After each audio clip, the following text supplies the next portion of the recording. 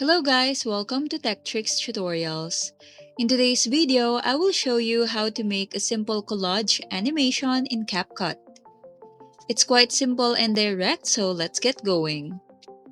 So first, go to Capcut. Then, as you can see, we have 3 videos imported here already. So just put them one by one to your timeline. Then you can adjust the length here so they all have the same length. We usually create collage videos on social media apps like Instagram or Facebook Reels or TikTok. So we can change the video ratio here. So let's select 9:16. Then just arrange the video here according to your liking.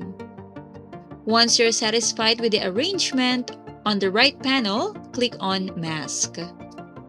Then you can just select Mirror. Then adjust the masking a little here like this. You won't see the changes here that much yet.